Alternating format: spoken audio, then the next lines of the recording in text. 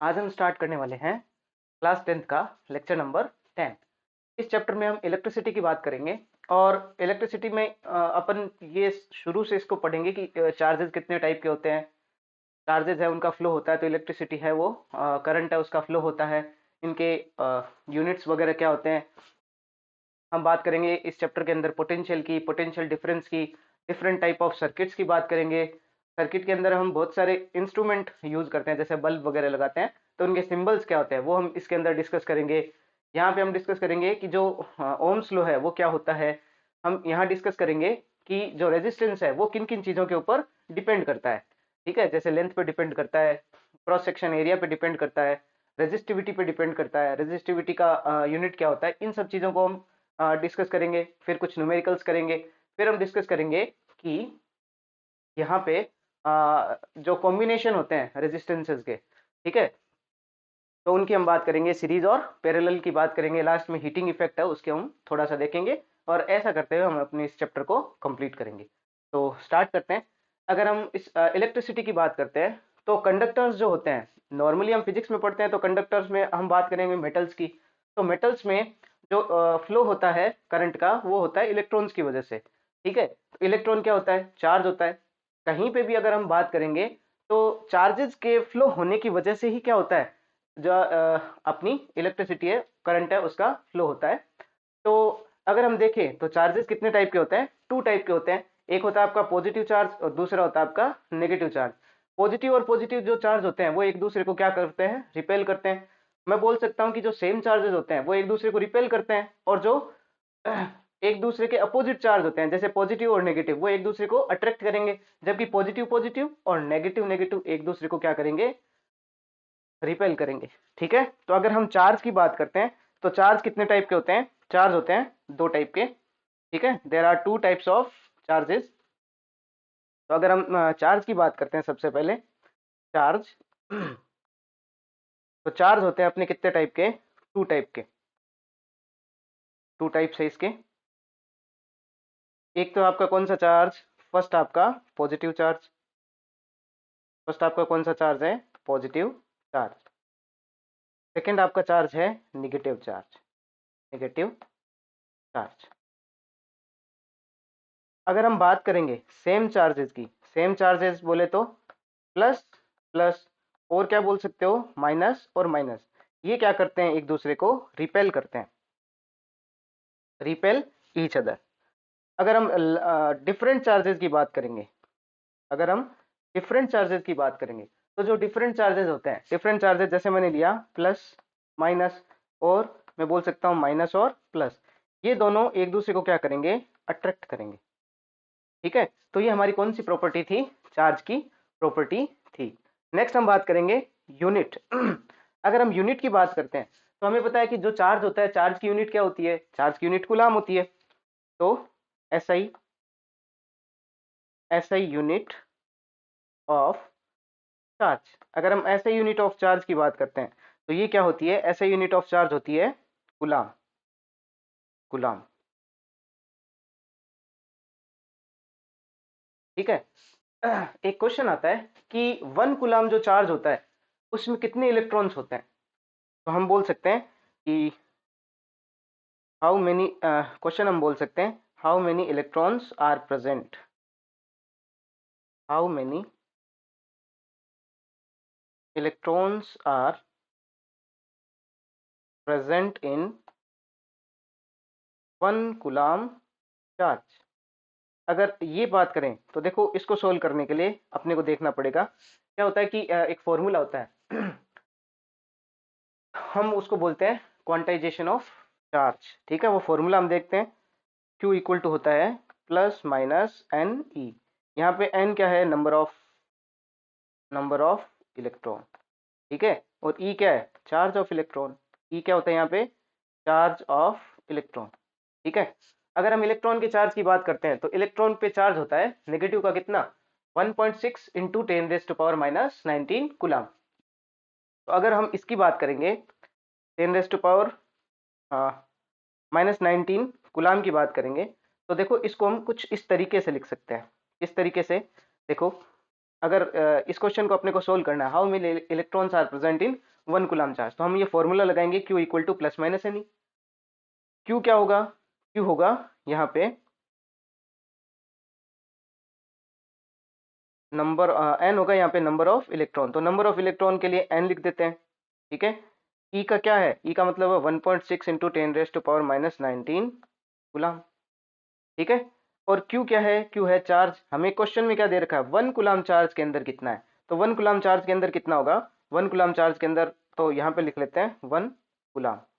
ठीक है, तो 1 कूलम चार्ज में कैलकुलेट करना है, तो n इक्वल टू कितना हो जाएगा? 1 अपॉन 1.6 इंटू 10⁻⁻19 कूलम। अगर मैं इसको ऊपर की तरफ लेके जाता हूँ 10⁻⁻19 को, तो ये हो जाएगा 10⁻+19, फिर नीचे कितना रह जाएगा? 1.6। ठीक है, अगर मैं इस 10⁻19 को लिखना चाहूँ तो मैं इसको लिख सकता हूँ 10 अपॉन 1.6 इंटू 10⁻18। मैंने क्या करा है? मैंने इस 10⁻19 को कितना लिख दिया? 10 इंटू 10⁻18 लिख दिया है।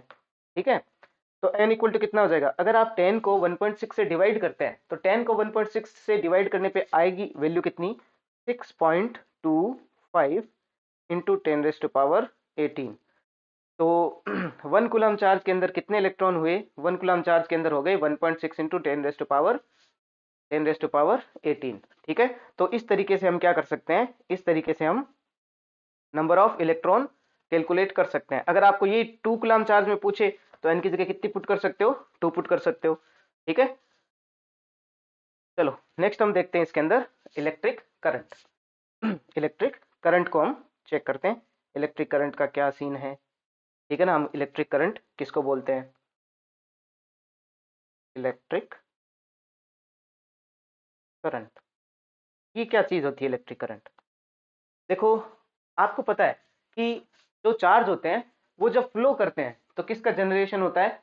उस टाइम जनरेशन होता है करंट का जनरेशन होता है। ठीक है, जैसे हम चार्ज की बात करेंगे मेटल्स के अंदर, भाई हम फिजिक्स पढ़ रहे हैं तो यहाँ पे हम कंडक्टिविटी की बात करेंगे तो मेटल्स की बात करेंगे। ठीक है ना, तो जो मेटल्स है, तो मेटल्स के अंदर जो चार्ज होंगे वो कौन किसकी बात करेंगे? इलेक्ट्रॉन्स की, और इलेक्ट्रॉन्स का फ्लो होगा तो क्या जनरेट होगी? करंट का जनरेशन होगा। तो इलेक्ट्रिक करंट की अगर हम बात करते हैं तो क्या होता है? The rate of electric current में क्या बोल सकता हूं? The rate of the rate of flow of charge, ठीक है, इज कॉल्ड करंट। तो हम करंट किसको बोलता हूं? The rate of flow of charge is called current. ठीक है, अब देखो, यहाँ हम बात अपने को पता ही है कि मेटल्स के अंदर मूवमेंट किसका होगा? इलेक्ट्रॉन्स का, और इलेक्ट्रॉन्स का मूवमेंट होगा तो किसका फ्लो होगा? इसका फ्लो होगा, करंट का फ्लो होगा। ठीक है, फिर देखो हम नेक्स्ट बात करते हैं इलेक्ट्रिक सर्किट की। अब देखो ये क्या चीज होती है इलेक्ट्रिक सर्किट? क्या होता है कि जब इलेक्ट्रॉन फ्लो करते हैं, ठीक है, तो इलेक्ट्रॉन जिस पाथ में फ्लो करते हैं उस क्लोज्ड पाथ को हम क्या बोल देते हैं? इलेक्ट्रिक सर्किट बोल देते हैं। ठीक है ना, अब आप क्वेश्चन पूछोगे कि सर इलेक्ट्रॉन्स है उनका फ्लो क्यों होगा? देखो, सर्किट के अंदर एक क्या लगा रहता है? एक बैटरी लगी रहती है। ठीक है ना, वो बैटरी क्या करती है? मेटल के अंदर जनरेट करती है, पोटेंशियल जनरेट करती है। ठीक है ना, और उसके पोटेंशियल डिफरेंस की वजह से ही क्या होता है? इलेक्ट्रॉन्स का फ्लो होता है। तो एक तरीके से हम ऐसा बोल सकते हैं कि सेल क्या करता है? उन इलेक्ट्रॉन्स को धक्का लगाता है। ठीक है ना, पुश करता है। ठीक है, तो जो जो जिस फोर्स से हम इलेक्ट्रॉन्स को पुश कर रहे हैं वही क्या होता है? वही होता है पोटेंशियल डिफरेंस। ठीक है ना, पोटेंशियल डिफरेंस ही क्या करता है? उस जो चार्जेस है, इलेक्ट्रॉन्स है, उनको क्या कराता है? पुश कराता है। तो इलेक्ट्रॉन को पुश कराने पर इलेक्ट्रॉन क्या करने लगेंगे? फ्लो करने लगेंगे, घूमने लगेंगे। तो जिस क्लोज्ड पाथ में इलेक्ट्रॉन्स घूमते हैं उसी को हम क्या बोलते हैं? सर्किट बोलते हैं। ठीक है ना, जैसे देखो मैंने एग्जांपल लिया कुछ इस तरह से, जैसे मान लो मेरे पास में सर्किट है कुछ ये वाला। मान लो मैंने एक बैटरी ले रखी है, ये बैटरी क्या करती है? ये बैटरी का प्लस टर्मिनल, ये बैटरी का माइनस टर्मिनल। ये क्या करेगा? इलेक्ट्रॉन्स का फ्लो कराएगा। इलेक्ट्रॉन्स का फ्लो कराएगा किस तरीके से? आ, फिर इलेक्ट्रॉन्स का फ्लो करेगा, मैं यहाँ पे एक लगा देता हूँ की। ठीक है ना, ये के किसको रिप्रेजेंट कर रहा है? की को रिप्रेजेंट कर रहा है। ठीक है, मैंने एक यहाँ पे रेजिस्टेंस लगा दिया। ठीक है, मान लो मैंने एक यहाँ पे बल्ब लगा दिया, बल्ब का साइन है, ये बल्ब हो गया। फिर मैंने यहाँ पे कोई एमीटर लगा दिया। ठीक है, ये एमीटर का प्लस, क्योंकि देखो ये वाला पार्ट किससे अटैच्ड है? ये प्लस से अटैच्ड है ना।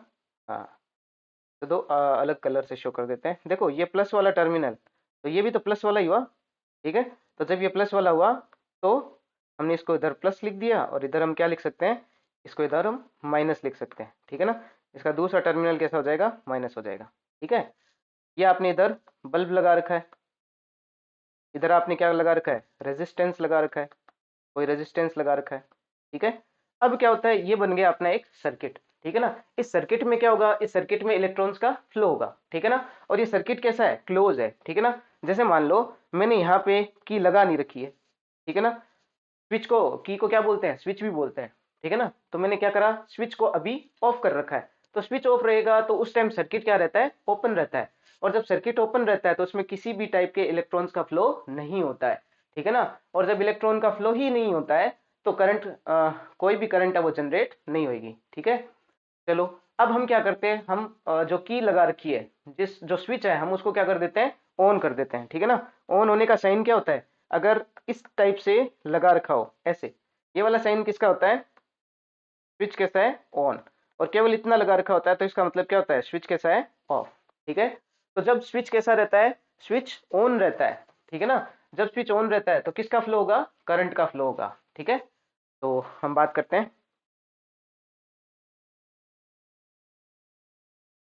कि अब देखो क्या होगा। अब देखो ये नेगेटिव टर्मिनल है, अब आपको पता है ना, ये जो वायर होता है वो किससे मिलके बना होता है, वायर बना होता है एटम्स का। जब वायर एटम्स का बना हुआ है तो एटम्स के अंदर इलेक्ट्रॉन तो होंगे ही, ठीक है। इसका मतलब इस वायर के अंदर इलेक्ट्रॉन्स तो है। अब इन इलेक्ट्रॉन को जो बैटरी लगा रखी है अपन ने, वो बैटरी क्या करती है, पुश करती है। और इलेक्ट्रॉन को जब बैटरी पुश करेगी तो क्या होगा, बैटरी के पुश करने पे इलेक्ट्रॉन्स फ्लो में आएंगे, ठीक है।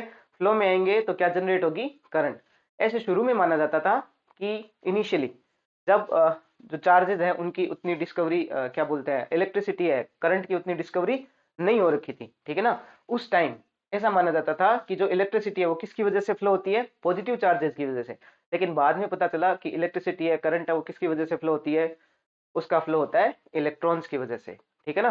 तो पहले शुरू में माना जाता था कि जो करंट है वो पॉजिटिव टर्मिनल से नेगेटिव टर्मिनल की तरफ फ्लो करती है, ठीक है ना।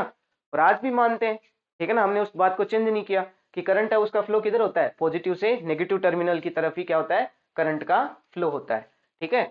बट बाद में पता चला कि इलेक्ट्रॉन की वजह से फ्लो हो रहा है, तो अब हम उसको नेगेटिव से पॉजिटिव तो नहीं कर रहे हैं। तो हम ऐसा मानते हैं कि इलेक्ट्रॉन है वो तो नेगेटिव टर्मिनल से पॉजिटिव की तरफ फ्लो करते हैं, जबकि जो करंट है वो किधर से किधर फ्लो करती है, पॉजिटिव से नेगेटिव की तरफ फ्लो करती है, ठीक है। तो जैसे मैं यहाँ दिखा देता हूँ, जैसे अपने पास में ये इलेक्ट्रॉन है, ये इलेक्ट्रॉन है। अब क्या होगा, जैसे ही आप क्या करोगे, की लगाओगे, ठीक है ना, की लगाते ही क्या होगा, प्लस से माइनस की तरफ एक क्या लगेगा, एक फोर्स लगेगा, किसके ऊपर, इलेक्ट्रॉन्स के। तो इलेक्ट्रॉन्स क्या करेंगे, इस तरीके से फ्लो करेंगे, ठीक है ना। ये इलेक्ट्रॉन्स ऐसे फ्लो करेंगे, जिधर इलेक्ट्रॉन फ्लो करते हैं ना, उसके अपोजिट डायरेक्शन में कौन फ्लो करती है, करंट फ्लो करती है, ठीक है। तो करंट कैसे फ्लो करेगी, इस तरीके से। तो करंट फ्लो करेगी इस तरीके से, ठीक है। तो करंट ऐसे फ्लो करेगी, तो करंट ऐसे फ्लो करेगी तो मैं इसको ऐसे शो कर सकता हूँ, ठीक है। करंट को मैं ऐसे शो कर सकता हूँ। तो देखो करंट किधर से, ये वाला देखो कौन सा टर्मिनल है, पॉजिटिव, ये वाला देखो कौन सा है, नेगेटिव। तो देखो इस तरह से करंट फ्लो किस तरह से करेगी, इस तरह से करंट ऐसे फ्लो करेगी, करंट ऐसे फ्लो करेगी। जबकि इलेक्ट्रॉन है वो कैसे फ्लो करेंगे, इलेक्ट्रॉन इस तरीके से फ्लो करेंगे, ठीक है। तो ये चीज अपने को ध्यान रखनी है कि इलेक्ट्रॉन है उनका तो मूवमेंट होता है नेगेटिव टर्मिनल से पॉजिटिव टर्मिनल की तरफ, जबकि जो करंट है वो फ्लो करती है पॉजिटिव से नेगेटिव टर्मिनल की तरफ, ठीक है। तो ये अपना था सर्किट, इसको हम क्या बोलते हैं, इलेक्ट्रिक सर्किट, ठीक है ना। इलेक्ट्रॉन जिस क्लोज्ड पाथ में घूमते हैं उसको हम क्या बोल देते हैं, सर्किट बोल देते हैं। अब आप बोलोगे कि सर ये सर्किट तो हमारे समझ में आ गया, ठीक है, बट आप हमें ये बताओ कि करंट होता क्या है। तो करंट अभी हमने बताया था कि जो चार्ज है वो फ्लो होते हैं तो किसका जनरेशन होता है, करंट का जनरेशन होता है, ठीक है। तो मैं इसको ऐसे भी तो लिख सकता हूँ, डेफिनेशन लिख सकता हूँ, आई इक्वल टू क्या लिख सकता हूँ, क्यू अपॉन टी, ठीक है। तो इसका क्या फॉर्मूला हो गया, करंट का, I equal to Q upon T. Q क्या है यहाँ पे, चार्ज, टी क्या है यहाँ पे, टाइम, और आई क्या है यहाँ पे, करंट, ठीक है। अगर हम इनके तीनों के ही यूनिट्स की बात करेंगे तो तीनों के यूनिट्स क्या होते हैं? करंट का यूनिट होता है क्या? एम्पियर। टाइम का यूनिट क्या होता है? सेकेंड। टाइम का यूनिट होता है सेकेंड। और चार्ज का यूनिट क्या होता है? वही कूलाम।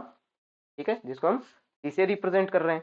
ठीक है, अब एक क्वेश्चन पूछा जा सकता है कि अगर करंट का जो आपका यूनिट है एम्पियर, तो आपको बोल दे कि 1 एम्पियर का डेफिनेशन बताओ। डेफिनेशन, तो देखो जब आपको इस टाइप के डेफिनेशन पूछते हैं ना, तो कुछ नहीं करना होता है, सीधा क्या उठाना होता है? फॉर्मूला उठाओ और उसमें जितनी भी वैल्यूज है ना, उनको कैसे भी करके किसके इक्वल लेके आ जाना होता है, जो चीज पूछी जाती है। जैसे अभी आपके पास में फॉर्मूला है I इक्वल टू Q/T। आपको 1 एम्पियर बताना है, इसका मतलब आई की जगह कितना होना चाहिए? 1 एम्पियर। आई की जगह कितना होना चाहिए? 1 एम्पियर। अगर आई की जगह 1 एम्पियर है, आई की जगह अगर 1 एम्पियर है, तो ये कब हो पाएगा?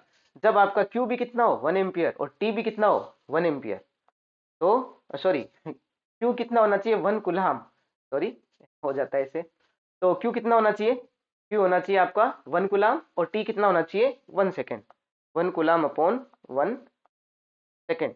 तो आप क्या बोल सकते हो कि अगर 1 कूलाम आपका चार्ज 1 सेकेंड तक किसी कंडक्टर के अंदर फ्लो होता है, तो उस टाइम करंट कितनी जनरेट हो जाएगी? 1 एम्पियर के इक्वल करंट जनरेट हो जाएगी। ठीक है, तो हम डेफिनेशन क्या लिख सकते हैं इसकी? हम इसकी डेफिनेशन लिख सकते हैं, 1 ampere current 1 ampere current may be defined as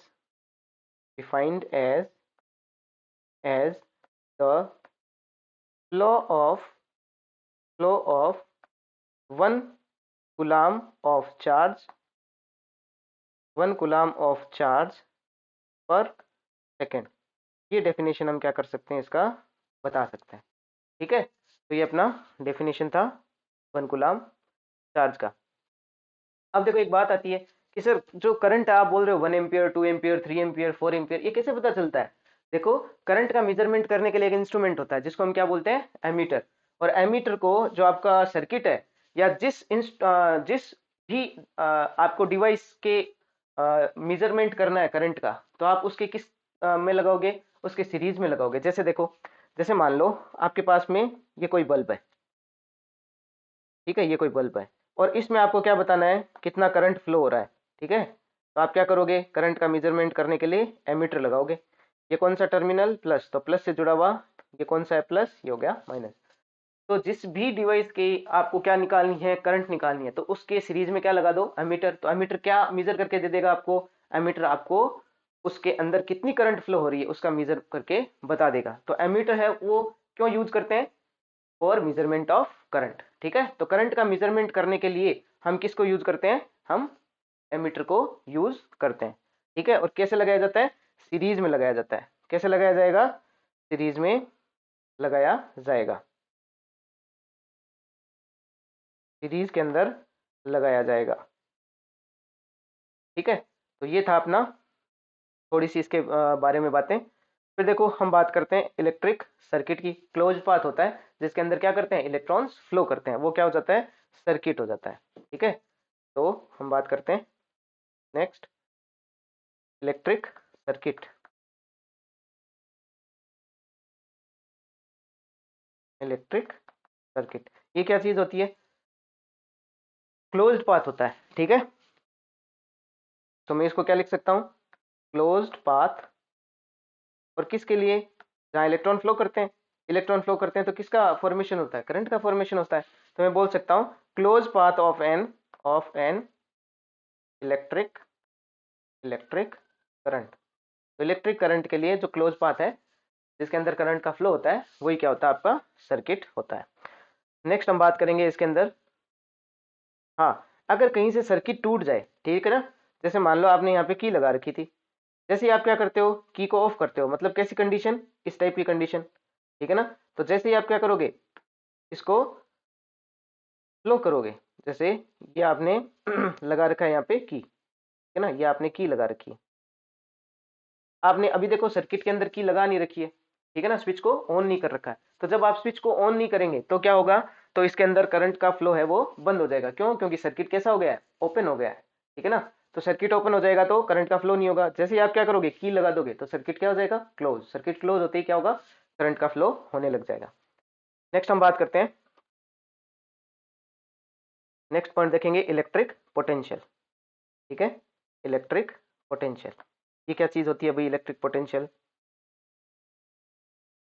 electric potential, देखो इलेक्ट्रिक पोटेंशियल से क्या समझते हैं अपन? इलेक्ट्रिक पोटेंशियल से सीधी बात है, मान लो एक कोई यूनिट चार्ज है, ठीक है, उस यूनिट चार्ज को इनफाइनिटी से किसी पॉइंट तक लेके आना है, तो आपको कुछ ना कुछ क्या करना पड़ेगा, काम करना पड़ेगा।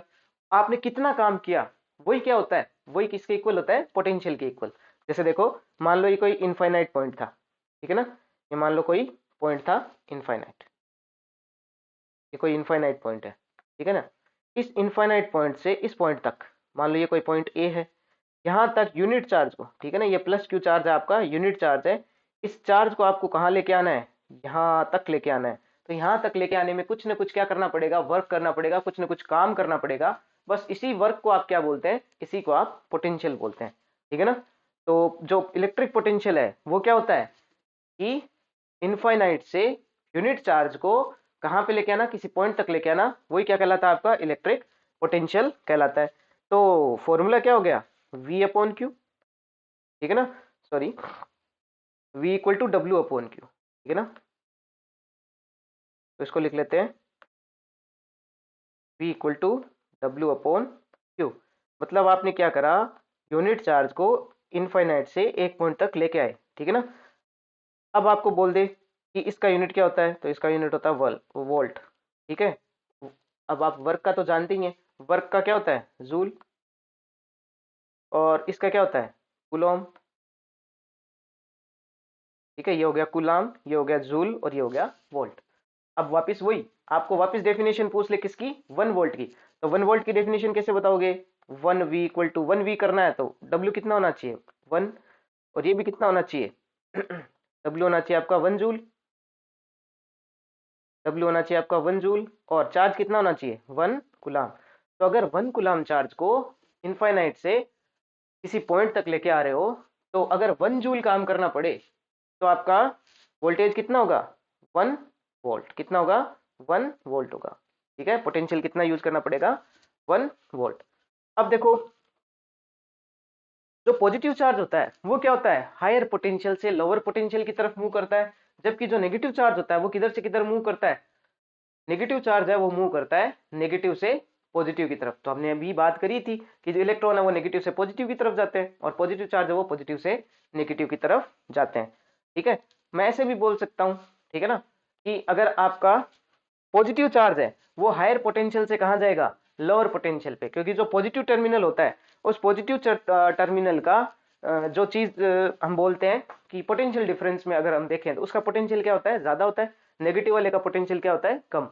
तो जो पॉजिटिव चार्ज है वो क्या करेगा, हायर पोटेंशियल लोअर पोटेंशियल की तरफ जाएगा, और नेगेटिव कहाँ जाएगा, लोअर पोटेंशियल से हायर पोटेंशियल की तरफ जाएगा, ठीक है। अब हम बात करते हैं कि पोटेंशियल डिफरेंस किसको हम बोलते हैं, ठीक है। हम बात करते हैं किसकी, पोटेंशियल डिफरेंस की। पोटेंशियल पोटेंशियल डिफरेंस, देखो ये क्या चीज होती है, देखो सीधा सा, आपकी जो बैटरी होती है ना, उसके दो टर्मिनल है, एक पॉजिटिव है और एक नेगेटिव है। उन दोनों के पोटेंशियल का जो डिफरेंस होता है उसी को हम क्या बोल देते हैं, पोटेंशियल डिफरेंस। या दो किसी भी वायर के अंदर, है ना, दो पॉइंट है, उन दो पॉइंट के पोटेंशियल का डिफरेंस क्या होगा, पोटेंशियल डिफरेंस होगा, ठीक है ना। जैसे सेल वाला है वो सबसे ठीक एग्जांपल हो सकता है कि अगर सेल का पॉजिटिव टर्मिनल है तो वो उसका पोटेंशियल है ज्यादा, और नेगेटिव टर्मिनल है उसका पोटेंशियल क्या होता है, कम होता है। तो दोनों के पोटेंशियल का डिफरेंस ही क्या होता है, पोटेंशियल डिफरेंस, ठीक है ना। इसका यूनिट भी क्या होता है, इसका यूनिट भी वोल्ट ही होता है, क्योंकि पोटेंशियल्स का डिफरेंस करोगे तो आएगा तो पोटेंशियल ही। तो पोटेंशियल डिफरेंस का यूनिट भी क्या होता है, वोल्ट ही होता है, ठीक है। तो इसका डेफिनेशन लिख देते हैं पोटेंशियल डिफरेंस का, the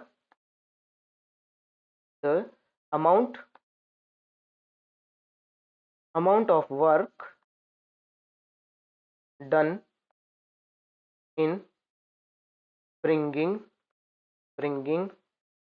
a unit positive charge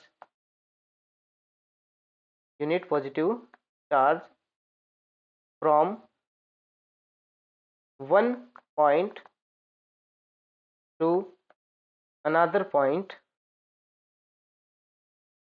is called potential difference। ठीक है, इसको हम पोटेंशियल डिफरेंस बोल सकते हैं। अब जो ये पोटेंशियल डिफरेंस है, क्रिएट कौन करता है? पोटेंशियल डिफरेंस क्रिएट होगा तभी क्या होगा, इलेक्ट्रॉन्स है, चार्जेस है, उनका फ्लो होगा। और सर्किट के अंदर इलेक्ट्रॉन्स का फ्लो करवाने के लिए हम क्या यूज करते हैं? सर्किट के अंदर इलेक्ट्रॉन्स का फ्लो करवाने के लिए मैंने बताया था, इलेक्ट्रॉन को धक्का देने वाला कौन होता है? बैटरी। तो पोटेंशियल डिफरेंस क्रिएट कौन करवाता है? बैटरी करवाता है। ठीक है, नेक्स्ट हम बात करते हैं, ऐसे यूनिट की बात हमने कर ही ली। ये क्या है? इसका वोल्टेज होता है। ठीक है ना। हमने बात करी थी कि जो करंट होता है, करंट है, उसका मेजरमेंट कौन करता है भाई? उसका मेजरमेंट करते हैं किसके थ्रू? एमीटर के थ्रू। ठीक है, तो वोल्टेज है, उसका मेजरमेंट किसके थ्रू होगा? वोल्टमीटर के थ्रू।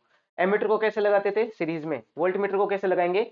वोल्टमीटर को हम लगाएंगे पैरेलल के अंदर। ठीक है, जैसे देखो, मान लो ये कोई सर्किट है आपके पास, ये मान लो आपके पास में कोई सर्किट है इस टाइप से। ठीक है, आपने यहाँ पे कोई सेल लगा रखा है, ये सेल क्या करेगा? पोटेंशियल डिफरेंस क्रिएट करेगा। यहाँ पे आपने की लगा रखी है। ठीक है, अभी सर्किट कैसा है? अभी सर्किट ओपन है। क्यों? आपने की पूरे इसको स्विच को ऑन नहीं कर रखा है। अब हम जैसे यहाँ डॉट लगाएंगे, स्विच क्या रहेगा? ऑन हो जाएगा। जैसे ही स्विच ऑन होगा क्या होगा? करंट का फ्लो होगा। ठीक है, ये कोई रेजिस्टेंस आर है। अब आपको पता है करंट का फ्लो होगा। ठीक है, तो करंट का फ्लो पोटेंशियल डिफरेंस के बिना तो होता नहीं है। ठीक है, तो पोटेंशियल डिफरेंस क्रिएट होने के बिना हो नहीं रहा है। अब हमें पता तो चल गया कि यहाँ पोटेंशियल है वो जनरेट तो हो रहा है, पोटेंशियल डिफरेंस है तो सही। आपको क्या करना है? यहाँ पोटेंशियल कितना है उसको क्या करना है? उसको मीजर करना है। तो क्या लगाना पड़ेगा? वोल्टमीटर। और कैसे लगाएंगे? पैरेलल। ठीक है ना। ये आपका क्या था? ये था आपका कोई रेजिस्टेंस, इसके पैरेलल में लगाओगे। ये हमने देखो पैरेलल में लगा दिया। ये क्या हो गया? वोल्टमीटर। ये कौन सा है भाई? ये प्लस, क्योंकि देखो ये वाला पार्ट कौन सा है? ये टर्मिनल कौन सा है? प्लस। तो ये प्लस से ही तो जुड़ा हुआ है, तो प्लस से जुड़ा हुआ है तो कौन सा टर्मिनल हो जाएगा? Plus terminal. ठीक है, ये इधर देखो, ये इधर किससे जुड़ा हुआ है भाई? ये नेगेटिव से जुड़ा हुआ है, तो ये कौन सा हो जाएगा? Negative terminal. ठीक है, तो ये अपना था प्लस और माइनस वाला टर्मिनल। ठीक है, तो यहाँ वोल्टेज वोल्टमीटर के ये प्लस वाला टर्मिनल, ये वाला माइनस वाला टर्मिनल। तो जो आपका वोल्ट मीटर होता है वो कैसे लगाया जाता है? पैरेलल में लगाया जाता है। अब कई बार ये होता है कि सर पैरेलल और सीरीज का पता कैसे चले? तो देखो, पैरेलल और सीरीज का आपको कुछ नहीं देखना। जैसे मान लो ये कोई रेजिस्टेंस है, ये इसका क्या होगा? टेल होगा। ये इसका क्या होगा? हेड होगा। ठीक है, ये मान लो दूसरा रेजिस्टेंस है, तो इसका भी क्या होगा? टेल। और ये क्या होगा? हेड। ठीक है ना। अब एक ये कंडीशन है,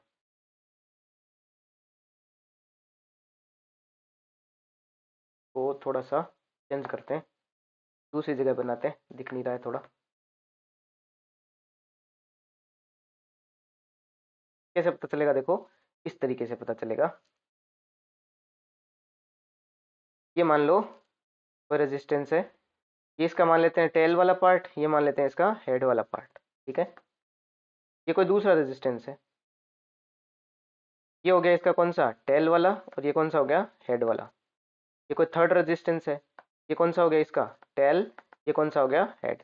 तो देखो इसके अंदर टेल टेल आपस में अटैच्ड है ना, यहाँ पे। और यहाँ देखो हेड हेड आपस में अटैच्ड है।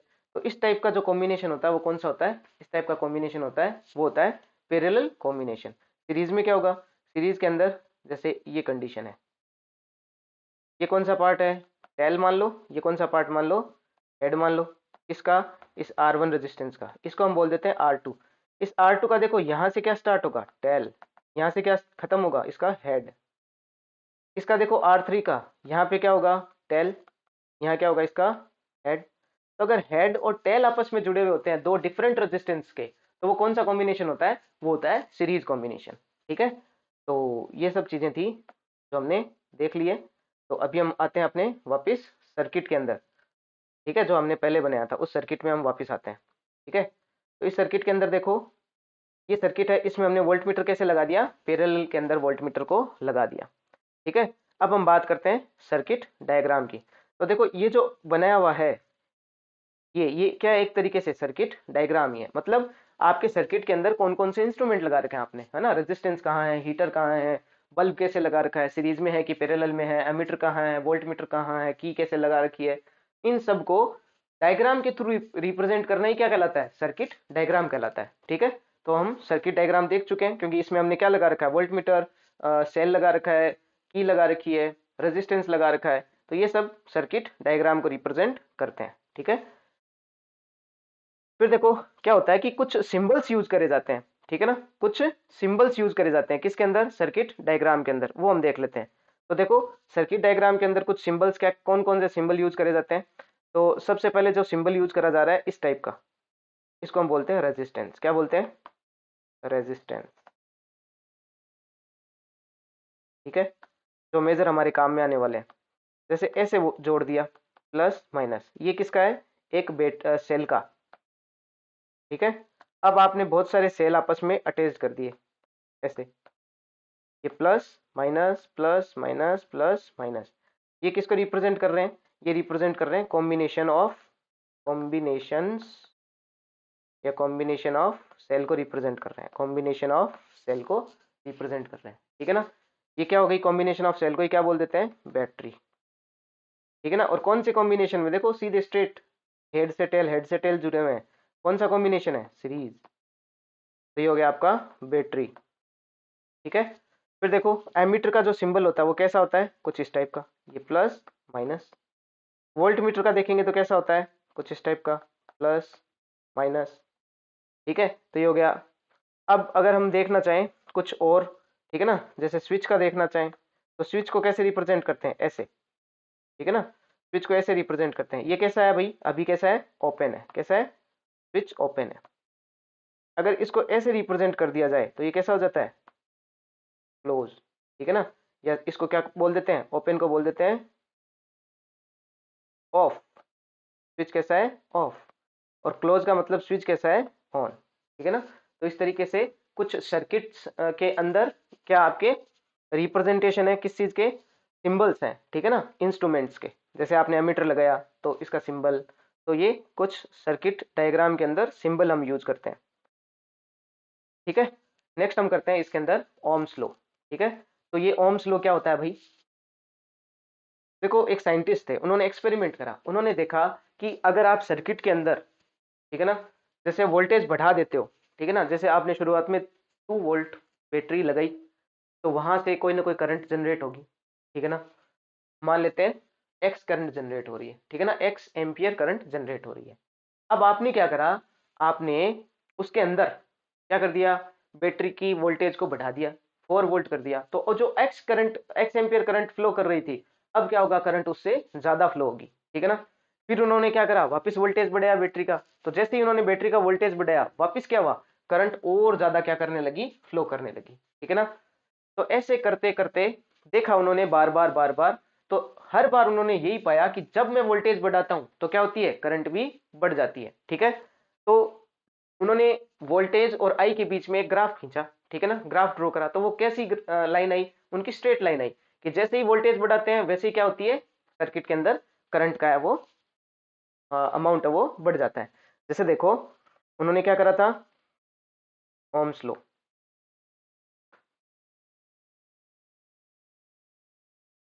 ये आपका ओम्स लॉ। ओम्स लॉ क्या बोलता है, ओम्स लॉ बोलता है कि जैसे ही आप वोल्टेज बढ़ाओगे बैटरी की, करंट भी क्या हो जाएगी, बढ़ जाएगी, वी डायरेक्टली प्रोपोर्शनल टू आई। आपने पढ़ रखा है कि ये प्रोपोर्शनलिटी का साइन हटाते हैं तो किसका साइन आता है, इक्वल का, और साथ में ये कांस्टेंट आता है, तो यहाँ पे कांस्टेंट आता है आर।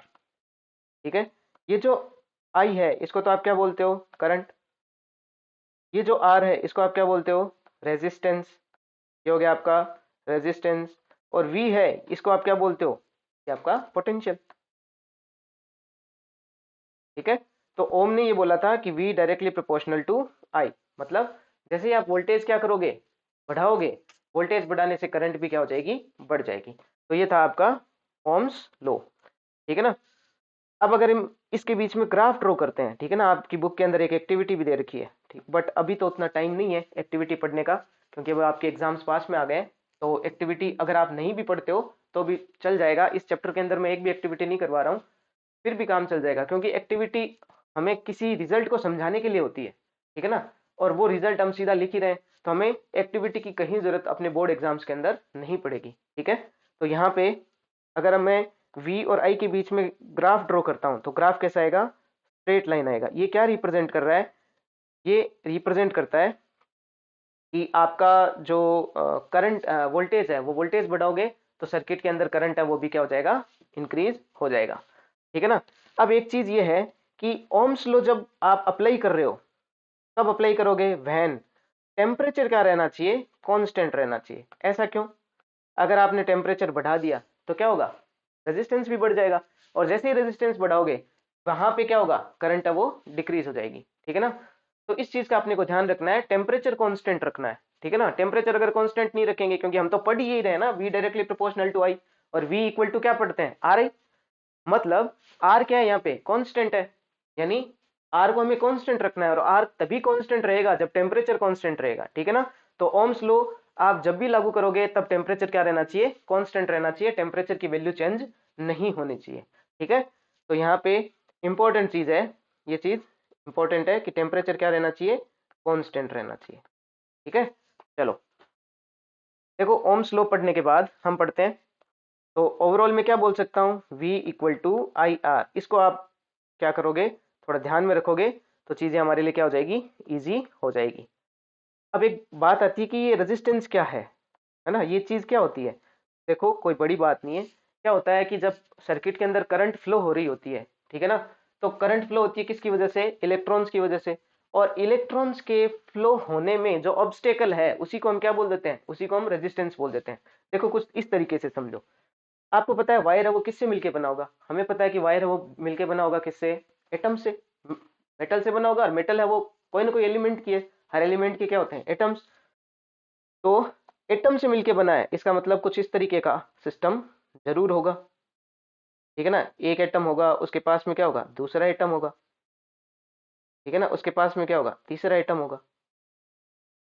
तो होता क्या है कि इन एटम्स के पास में क्या होते हैं, इलेक्ट्रॉन्स होते हैं, कैसे इलेक्ट्रॉन्स होते हैं। अब होता क्या है कि इलेक्ट्रॉन का फ्लो होना है, मतलब इलेक्ट्रॉन इस एटम से इधर आगे फ्लो करेगा। तो जब इलेक्ट्रॉन इधर फ्लो करता है, ठीक है ना, ये इलेक्ट्रॉन इधर फ्लो करता है, तो ये कैसा है, न्यूक्लियस कैसा है, पॉजिटिवली चार्ज। जब न्यूक्लियस आपका पॉजिटिवली चार्ज है तो ये क्या करता है, इन इलेक्ट्रॉन को अपनी तरफ अट्रैक्ट करता है। तो जब इलेक्ट्रॉन को ये अपनी तरफ अट्रैक्ट करता है तो इलेक्ट्रॉन है उनकी क्या हो जाती है, फ्लो होने की जो रेट है वो थोड़ी क्या हो जाती है, कम हो जाती है। तो इलेक्ट्रॉन्स का फ्लो क्या हो रहा है, डिस्टर्ब हो रहा है। बस इसी को हम क्या बोल देते हैं, इसी को रेजिस्टेंस बोल देते हैं। ठीक है, तो ये क्या होता है, रेजिस्टेंस जो होता है वो एक कंडक्टर का क्या होता है, एक प्रॉपर्टी होती है। ठीक है ना, हर कंडक्टर होगा वो रेजिस्टेंस शो करेगा ही करेगा, क्योंकि उसके पास में इलेक्ट्रॉन्स होंगे, उसके पास में न्यूक्लियस होंगे, वो न्यूक्लियस इलेक्ट्रॉन्स को क्या करते हैं, अपनी तरफ अट्रैक्ट करते हैं।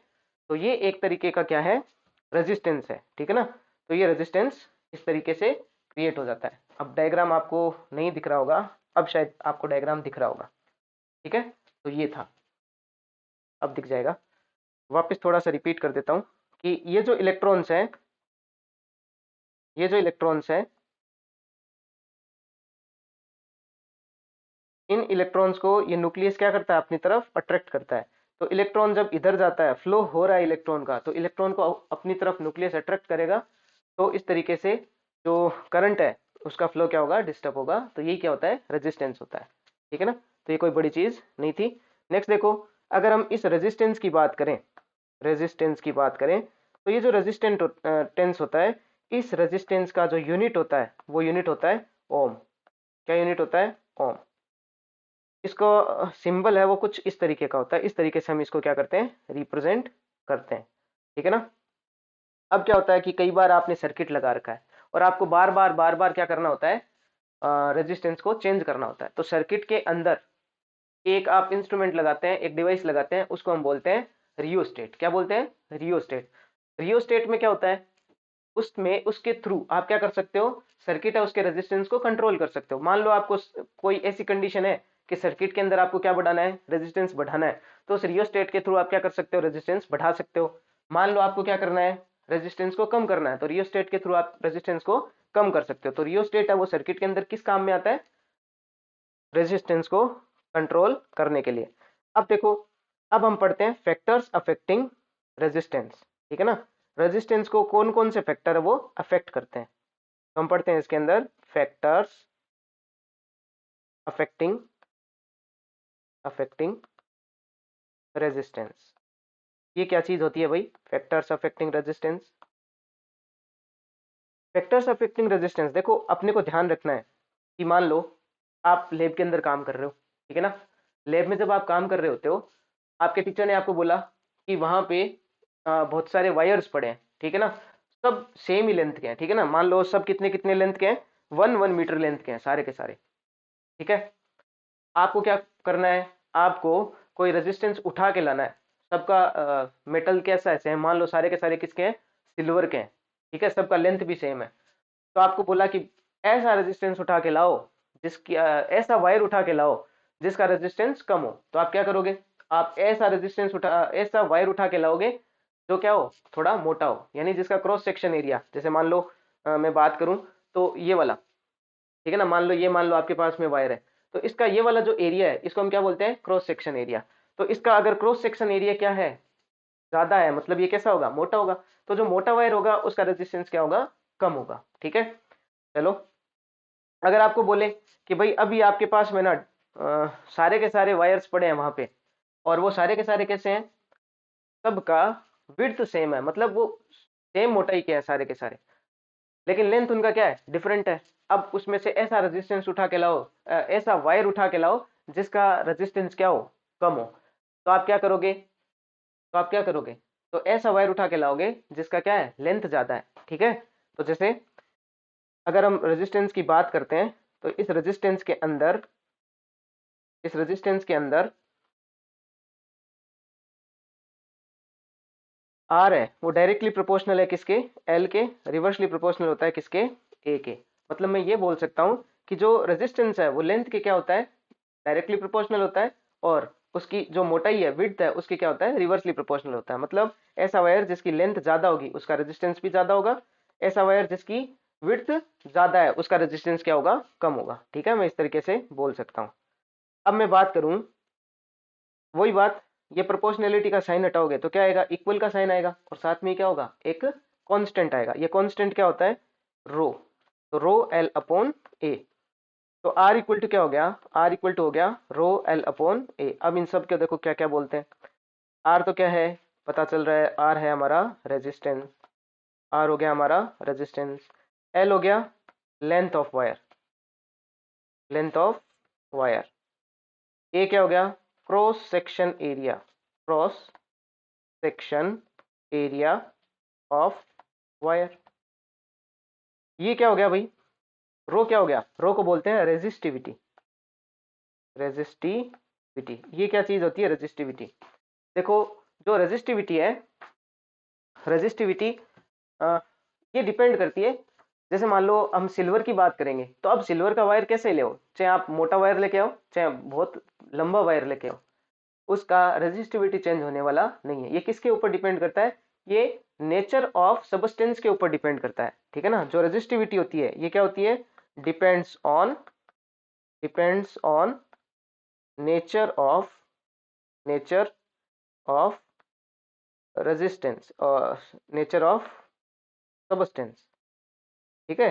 तो ये सबस्टेंस के ऊपर डिपेंड करती है, ठीक है। तो रेजिस्टिविटी, अगर मैं मेटल बात करता हूँ, कॉपर की बात करता हूँ, तो कॉपर की रेजिस्टिविटी क्या होगी, अलग होगी। अगर मैं सिल्वर की बात करता हूँ तो सिल्वर की रेजिस्टिविटी क्या होगी, अलग होगी, ठीक है। तो ये डिपेंड किसके ऊपर करती है, आपका सबस्टेंस कैसा है उसके ऊपर डिपेंड करती है, ठीक है। तो ये था अपना फैक्टर्स अफेक्टिंग। तो कौन कौन से फैक्टर हो गए भाई, सबसे फर्स्ट फैक्टर की अगर मैं बात करता हूँ तो सबसे फर्स्ट फैक्टर हो गया एल के ऊपर डिपेंड करता है, मतलब लेंथ ज्यादा होगी तो रेजिस्टेंस ज्यादा होगा। फिर क्रॉस सेक्शन एरिया के ऊपर डिपेंड करता है, क्रॉस सेक्शन एरिया ज्यादा होगा तो क्या होगा, रेजिस्टेंस कम होगा, ठीक है। फिर नेचर के ऊपर, जैसे सिल्वर है उसकी रेजिस्टिविटी कम होती है, कॉपर की थोड़ी सी ज्यादा होती है, ठीक है। तो ये डिपेंड करता है आपने मेटल किस टाइप का ले रखा है। तो जो मेटल जिनकी रेजिस्टिविटी ज्यादा होगी उनका रेजिस्टेंस भी क्या होगा, ज्यादा होगा, और जिनकी रेजिस्टिविटी कम होगी उनका रेजिस्टेंस भी क्या होगा, कम होगा। तो कितनी चीजें हो गई, 3 चीजें हो गई। First, length of wire,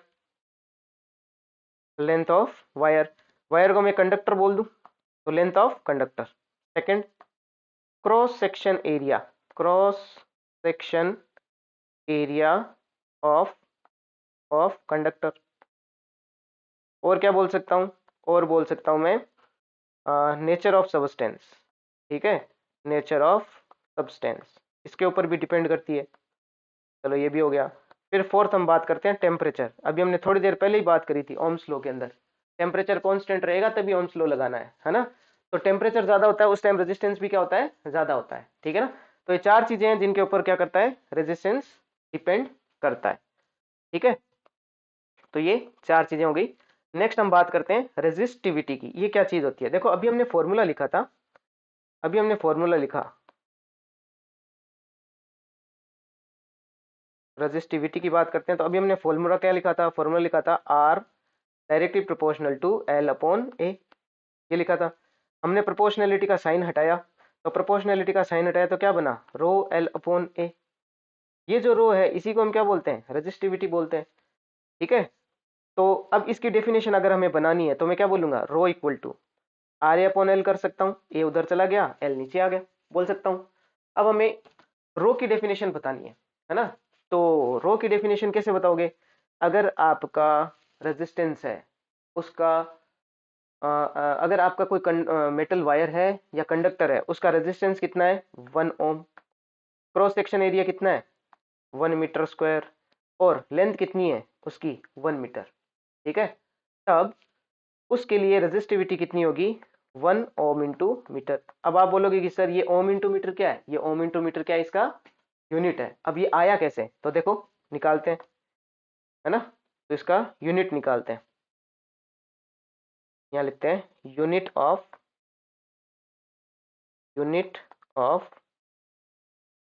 resistivity, unit of resistivity. देखो ये क्या चीज होती है, मैं इसको ऐसे बोल सकता हूँ, फॉर्मूला था हमारे पास में R equal to rho L upon A. ठीक है ना, ये जो R equal to rho L upon A है इसको मैं ऐसे लिख दूं, रो इक्वल टू क्या लिख सकता हूँ, R A upon L, R A upon L हो गया।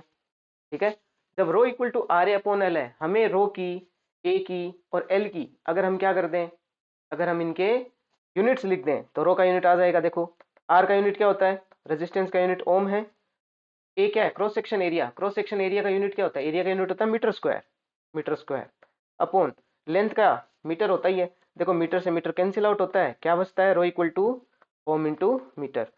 तो ये ओम इंटू मीटर क्या है, ओम इंटू मीटर क्या है, रेजिस्टिविटी का यूनिट है। ठीक है ना। अब एक चीज, टेम्परेचर इंक्रीज होता है तो रेजिस्टेंस इंक्रीज होगा, और रेजिस्टेंस इंक्रीज होगा तो रो भी क्या होगा, इंक्रीज होगा। तो ये चीज अपने को ध्यान रखनी है कि resistivity also increases if temperature increases. Next हम बात करते हैं जो इंसुलेटर्स होते हैं, ठीक है ना, जिसमें करंट का फ्लो नहीं होता, इसका मतलब उनका रेजिस्टेंस क्या होगा, ज्यादा होगा, तभी उनमें करंट का फ्लो नहीं हो रहा। और हमने देखा था resistance directly proportional to resistivity, तो हम ऐसा भी बोल सकते हैं कि जिनका रेजिस्टेंस ज्यादा होगा उनका रेजिस्टिविटी भी ज्यादा होगा और उनमें करंट का फ्लो नहीं होगा। ऐसे जो सबस्टेंसेज होते हैं उनको हम क्या बोलते हैं, नॉन कंडक्टर बोलते हैं या इंसुलेटर बोल देते हैं। जैसे लकड़ी हो गया, रबर हो गया, कांच हो गया, इनके अंदर कोई भी इलेक्ट्रिसिटी का फ्लो नहीं होता। क्यों नहीं होता, क्योंकि इनकी रेजिस्टिविटी काफी हाई होती है। करंट है उसका फ्लो किस में होता है, मेटल्स के अंदर होता है ना। तो मेटल्स की जो रेजिस्टेंस है वो थोड़ा कम होता है, रेजिस्टिविटी भी क्या होती है, कम होती है इसके अंदर, इसलिए उनके अंदर क्या होती है, करंट का फ्लो आसानी से हो जाता है। ठीक है, तो मैं एक लाइन लिख सकता हूं, क्या लिख सकता हूं, लिख सकता हूं insulators have high high resistance and and resistivity and resistivity, ये लिख सकता हूं। और क्या लिख सकता हूं, और ये लिख सकता हूं, कंडक्टर जो होते हैं, conductors have low resistance low resistance and and resistivity. तो ये था अपना। अब हम बात करते हैं नेक्स्ट कॉम्बिनेशन ऑफ रेजिस्टर्स की, मतलब हम रेजिस्टर्स हैं उनको कैसे कॉम्बिनेशन में रख सकते हैं। ठीक है ना, उनके हम कैसे कैसे कॉम्बिनेशन बना सकते हैं। तो अपने सिलेबस में कॉम्बिनेशंस हैं, मिक्स्ड कॉम्बिनेशन अपने को उतने ज़्यादा नहीं पढ़ने, कुछ एक न्यूमेरिकल्स हैं वो हमें उनके करने हैं। ठीक है, तो हम सब पहले पढ़ लेते हैं सीरीज कॉम्बिनेशन और पैरेलल कॉम्बिनेशन। तो कॉम्बिनेशंस अपने दो टाइप के हैं, वो अपने को पढ़ने हैं। कॉम्बिनेशन ऑफ रजिस्टर्स, या रेजिस्टेंस भी बोल सकते हैं, रेजिस्टेंस। ठीक है, कितने टाइप के हो गए? 2 टाइप के। फर्स्ट तो होगा अपना सीरीज, फर्स्ट कौन सा होगा? Series combination. सेकंड है अपना पैरेलल कॉम्बिनेशन। तो जो सीरीज कॉम्बिनेशन है, सीरीज कॉम्बिनेशन के अंदर देखो, सीधी सी बात है, ये कोई बड़ी चीज है नहीं। देखो मैंने आपको बताया था, अगर एक के हेड से दूसरे का टेल अटैच्ड हो, और इस टाइप से, मान लो ये क्या है, मान लो टेल है, ये क्या इसका हेड है, तो इस ये मान लो रेजिस्टेंस R1 है, ये रेजिस्टेंस कितना है R2, तो R2 का ये क्या होगा, ये होगा टेल, ये क्या होगा हेड, ये R3 है, तो R3 का ये क्या होगा, R3 का ये वाला क्या होगा, ये वाला होगा टेल, ये वाला क्या होगा हेड। तो हेड को अगर आप किससे अटैच कर देते हो, टेल से अटैच कर देते हो, ठीक है ना, हेड को अगर आप टेल से अटैच कर देते हो, तो ये जो कॉम्बिनेशन है, ये कॉम्बिनेशन कौन सा होता है? सीरीज कॉम्बिनेशन हो जाता है। ठीक है, अब आपने क्या करा है, इसके एक लगा दी बैटरी प्लस माइनस, ठीक है ना, एक सेल से अटैच कर दिया, ये आपने क्या लगा दिया है, की लगा दिया है, ठीक है ना, स्विच लगा दिया है। तो इस तरीके का जो सर्किट डायग्राम होगा वो किसका होगा? सीरीज कॉम्बिनेशन के अंदर ये वाला सर्किट डायग्राम चलेगा। अब देखो, ये जो सीरीज कॉम्बिनेशन है, इसके अंदर हमेशा ध्यान रखना, सीरीज कॉम्बिनेशन के अंदर ये इधर से क्या होगी, करंट का फ्लो होगा, ठीक है, इधर से इधर, प्लस से ये प्लस है, प्लस से माइनस की तरफ क्या करेगा, करंट फ्लो करेगा, ठीक है ना। तो प्लस से माइनस जब करंट फ्लो करेगा, तो इसके अंदर हमेशा हर एक पॉइंट के ऊपर आई क्या रहेगी, ठीक है ना, आई मतलब करंट क्या रहेगी, सेम रहेगी। जबकि जो सीरीज कॉम्बिनेशन होता है उसके अंदर क्या चेंज रहता है, हर एक पॉइंट के ऊपर जो पोटेंशियल है उसमें क्या आता है, चेंज आता है, ठीक है ना। तो ध्यान रखना है अपने को कि जो सीरीज कॉम्बिनेशन है उसके अंदर करंट सेम रहेगा, जबकि पोटेंशियल क्या रहेगा, डिफरेंट रहेगा। तो पोटेंशियल देखो, पोटेंशियल इस पॉइंट के ऊपर क्या रहेगा, यहाँ पॉइंट V1 रहेगा, यहाँ V2 रहेगा, यहाँ V3 रहेगा, और इसका पोटेंशियल सेल का कितना है, V है। तो सेल का जितना पोटेंशियल होता है ना, वो पूरे सर्किट के अंदर जितने भी सबके रेजिस्टेंस के पोटेंशियल है उनके इक्वल होता है। तो मैं इसको ऐसे लिख सकता हूँ, V इक्वल टू क्या लिख सकता हूँ, V1 plus V2 plus V3 लिख सकता हूँ, ठीक है ना। ये क्या हो गया आपका, V equal to V1 plus V2 plus V3। तो V की जगह क्या लिख सकते हैं, ओम्स लॉ के according V equal to IR लिख सकते हैं, ये हो गया आपका IR। V1 की जगह क्या लिख सकता हूँ, I तो सेम ही रहेगी भाई, यहाँ पे I कितनी रहेगी, यहाँ पे I इस R1 रेजिस्टेंस के अंदर, इस R1 रेजिस्टेंस के अंदर आई कितनी रहेगी, आई तो उतनी ही रहेगी, ठीक है ना। मतलब पहले कितनी थी, हर एक पॉइंट पे आई रहेगी। फिर यहाँ पे करंट कितनी रहेगी, यहाँ पे भी आई रहेगी, यहाँ पे करंट कितनी रहेगी, आई रहेगी। तो अगर इस R1 रेजिस्टेंस के लिए बात करता हूँ, है ना, तो V1 इक्वल टू क्या होगा, V इक्वल टू होता है IR, तो यहाँ पे क्या हो जाएगा, IR1। क्यों? क्योंकि यहाँ करंट तो आई है, अगर आपको वोल्टेज निकालना है तो करंट को मल्टीप्लाई करना पड़ेगा रेजिस्टेंस से, तो करंट तो आई है और रेजिस्टेंस कितना है, R1। ठीक है, V2 की जगह क्या लिख सकता हूँ, IR2 लिख सकता हूँ, V3 की जगह क्या लिख सकता हूँ, IR3 लिख सकता हूँ। तो यहाँ पे मैं ऐसा लिख सकता हूँ क्या, IR इक्वल टू, आई को अगर कॉमन लूँ तो क्या बन जाएगा, R1 plus R2 plus R3 बन जाएगा। अगर मैं R इक्वल टू लिखूँ, ये किसका है, सीरीज कॉम्बिनेशन का रेजिस्टेंस का, सीरीज कॉम्बिनेशन का रेजिस्टेंस है, तो आर एस इक्वल टू क्या लिख सकता हूँ, देखो आई से आई कैंसिल हो जाएगा, तो क्या बचेगा, R1 plus R2 plus R3, क्या हो गया आपका, R1 plus R2 plus R3। तो सीरीज कॉम्बिनेशन के अंदर जो इक्विवेलेंट रेजिस्टेंस है वो कितना होता है, वो होता है R1 plus R2 plus R3। ठीक है, फिर हम बात कर लेते हैं यहाँ पे पैरेलल कॉम्बिनेशन की। ठीक है, पैरेलल कॉम्बिनेशन के अंदर क्या फॉर्मूला निकल के आएगा वो भी देख लेते हैं। पैरेलल कॉम्बिनेशन, पैरेलल कॉम्बिनेशन के अंदर आप सर्किट बनाओगे तो सर्किट किस टाइप से होगा, सर्किट होगा कुछ इस टाइप से, या आपने एक रेजिस्टेंस लगाया R1, इधर लगाया R2, ये लगाया R3, ये लगाया R3, प्लस माइनस, यहाँ पे आपने क्या लगा दी, की लगा दी, ये आपकी होगी की, ये आपका हो गया सेल, ठीक है ना। यहाँ वोल्टेज कितना मान लेते हैं, यहाँ मान लेते हैं इसका वोल्टेज कितना है V। ये हो गया आपका R1, ये हो गया आपका R2, ये हो गया आपका R3। अब इसमें करंट फ्लो कितनी होगी, इसमें कितनी करंट फ्लो होगी, देखो इधर से आई जाएगी, इधर से जाएगी। अब देखो कुछ आई इधर, कुछ करंट इधर, कुछ करंट इधर, मतलब आई बंट गई। तो यहाँ I1 रहेगी इस रेजिस्टेंस में, इस रेजिस्टेंस में I2 रहेगी, इस रेजिस्टेंस में I3 रहेगी। तो अगर मैं इनकी बात करता हूँ तो पैरेलल कॉम्बिनेशन के अंदर उल्टा हो जाएगा, आई तो क्या रहेगी, डिफरेंट रहेगी हर एक पॉइंट के ऊपर, ठीक है। और अगर मैं वोल्टेज की बात करता हूँ तो वोल्टेज क्या रहेगा, सब जगह सेम रहेगा, ठीक है। तो मैं इसको ऐसे बोल सकता हूँ ना कि जो टोटल करंट है वो हर एक रेजिस्टेंस के अंदर जाने वाली करंट के क्या होगा, उन सबको ऐड कर दो उसके इक्वल होगा। तो मैं इसको ऐसे बोल सकता हूँ, आई इक्वल टू हो जाएगा I1 plus I2 plus I3। हम V इक्वल टू क्या लिख सकते हैं, हम V इक्वल टू लिख सकते हैं IR। तो I इक्वल टू क्या लिख सकते हैं, V अपॉन R लिख सकते हैं, ठीक है ना।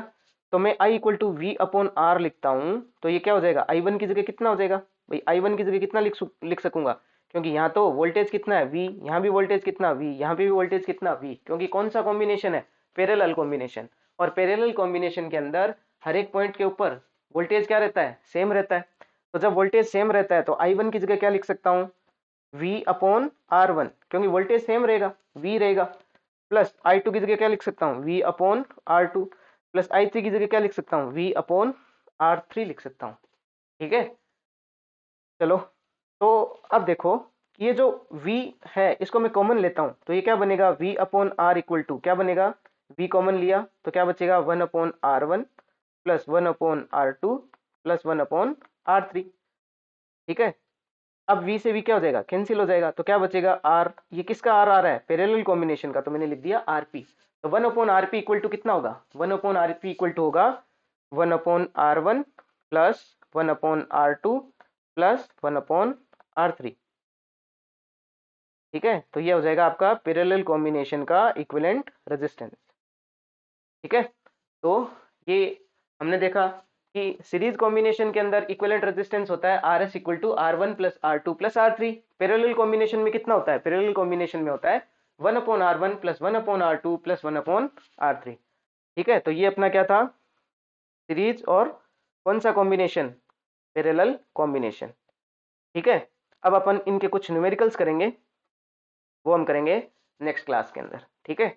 आज के लिए इतना ही करते हैं, ठीक है। बाकी का जितना भी पोर्शन अपने टॉपिक का बच रहा है उसको हम क्या कर लेंगे, नेक्स्ट लेक्चर के अंदर कंप्लीट कर लेंगे। तो ये अपना जो चैप्टर है ये 2 लेक्चर में कंप्लीट होगा, एक तो ये वाला अपन कर रहे हैं और एक अपन कौन सा करेंगे नेक्स्ट लेक्चर जिसमें हम इसको कंप्लीट करेंगे, ठीक है।